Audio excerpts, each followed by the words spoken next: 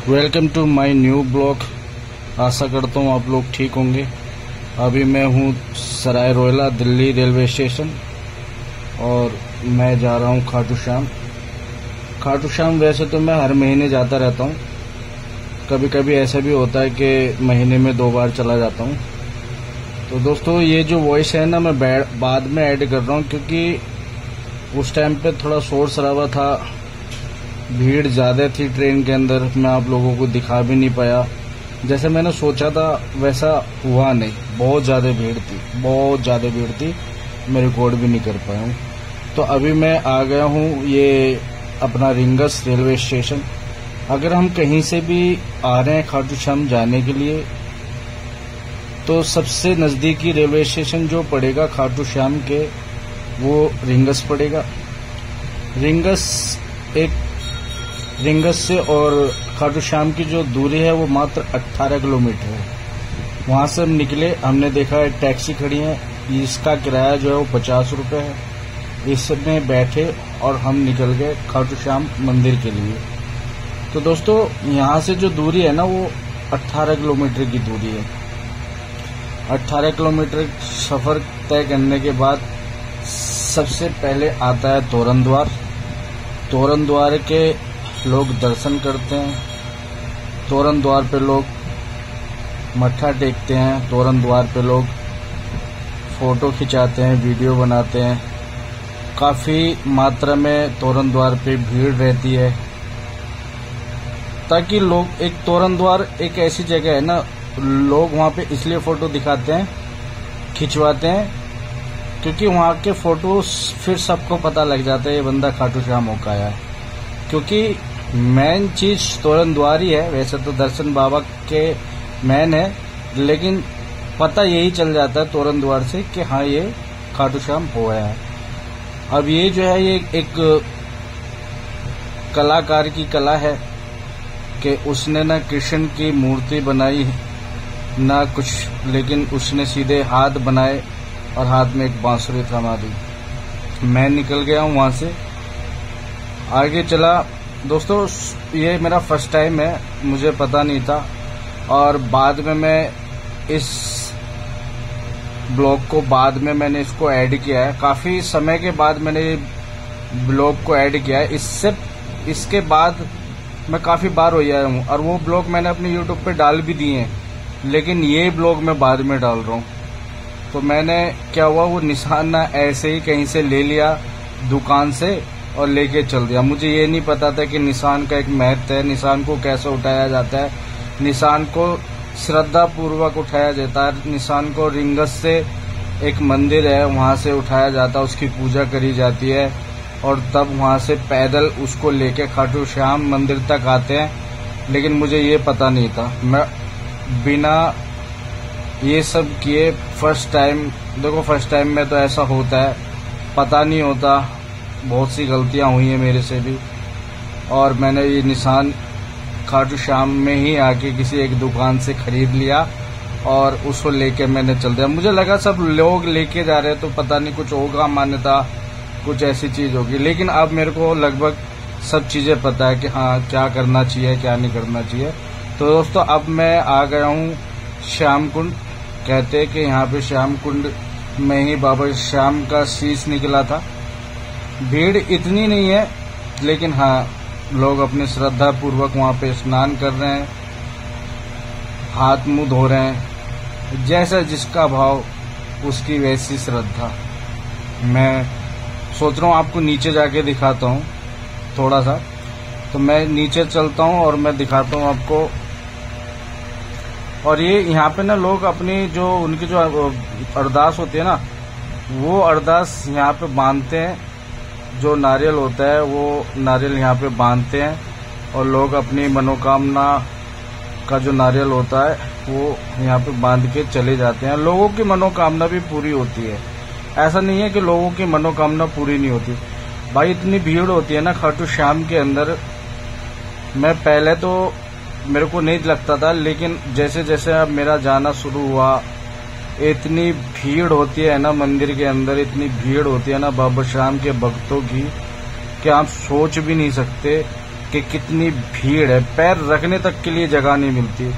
दोस्तों मैं श्याम कुंड के नीचे आ गया हूँ। पहले मैं वहाँ था ऊपर और अब मैं थोड़ा नीचे हूँ। मैं यहाँ से आपको दिखाता हूँ। हो सकता है यहाँ पे थोड़ा ना कभी आप लोग आए तो थोड़ा ध्यान से उतरना, क्योंकि यहाँ पे पानी रहता है, भक्त उतरते हैं बाबा श्याम के, गीले पैर होते हैं तो फिसलन होती है और आप गिर ना जाए, इसलिए थोड़ा सा ध्यान से उतरना, थोड़ा सावधानी बरतने की जरूरत है। तो कहते कि इस श्याम कुंड में जो नहाता है उसके रोग दूर हो जाते हैं। तो हम यहाँ से निकल गए और निकलने के बाद चलते हैं मंदिर की तरफ, बाबा श्याम के मंदिर की तरफ। और बाबा श्याम के मंदिर की तरफ बढ़ते हुए लोगों ने काफी अच्छे घर बना रखे हैं, लेकिन एक चीज है यहाँ पे, मैंने एक चीज देखी है, यहाँ पे ना लोगों ने घर कम होटल ज्यादा बना रखे हैं। वह यहाँ पे ना लोगों ने अपना इतना बिजनेस डाल रखा है ना, छोटे छोटे घर भी अगर है ना, या तो उसने अपना कोई रेस्टोरेंट, कोई दुकान या कोई होटल बना जरूर रखा है। सबसे अच्छी बात मुझे खाटू श्याम के अंदर ये लगी। और एक चीज और है यार जो मुझे सबसे ज्यादा बुरी लगी है, वो ये लगी है कि वहाँ पे किसी इंसान ने मेरे को रोका, रोकने के बाद मेरे से बोला कि भाई अगर आपको वीआईपी दर्शन करने हैं तो आप मेरे को 500 रुपये दो, मैं आपको वीआईपी दर्शन कराऊंगा।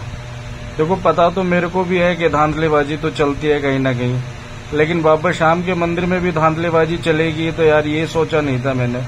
लेकिन चलो कोई नहीं, फिर भी मैंने उससे पूछा कि भाई मैं 500 रुपये आपको क्यों दूं। उसने कहा कि भाई आप जो है ना फर्स्ट वाली लाइन से बाबा श्याम के दर्शन करोगे, बहुत अच्छा लगेगा।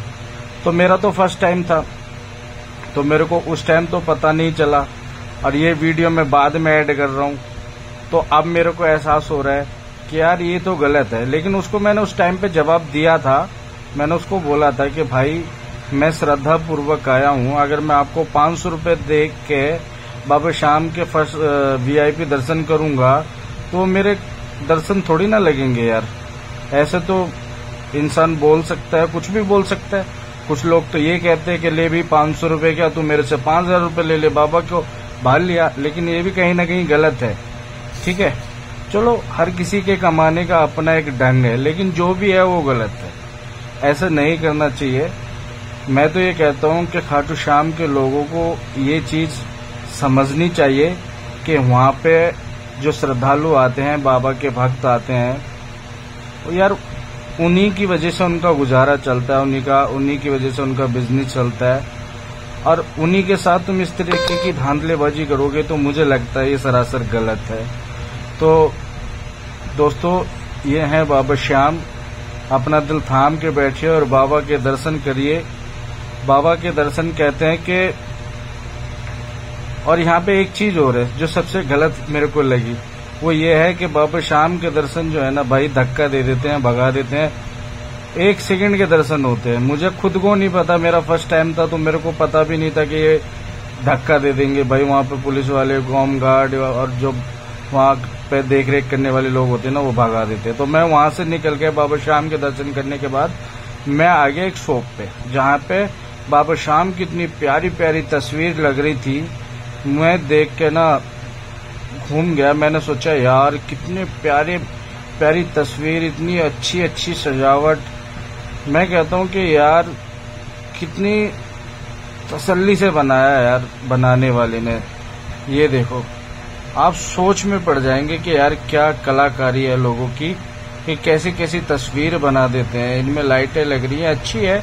और मैंने इनके रेट भी करे तो कोई 11,000, कोई 12,000, कोई 18,000, कोई 20,000, कोई 5,000। तो भाई महंगाई भी है, ऐसी बात नहीं है, महंगाई भी है, पर महंगाई के साथ साथ ना चीज अच्छी भी है। बाबा श्याम की जो तस्वीर है ना वो अच्छी है यार। देखो मिलने को तो नॉर्मल तस्वीर भी मिल जाती है, मिलने को तो नॉर्मल तस्वीर भी मिल जाती है जो 100 रुपए, 150 रुपए की, 150 रुपए की भी मिल जाती है। लेकिन यार ये चीज अलग है, अगर इसे तुम कहीं किसी को गिफ्ट करो। पर भाई मैं तो एक ही चीज बोलूंगा, ये आ गए हमारे राधा कृष्ण का जो मंदिर है वो भी पास में ही है वहाँ पे। और मैं तो फर्स्ट टाइम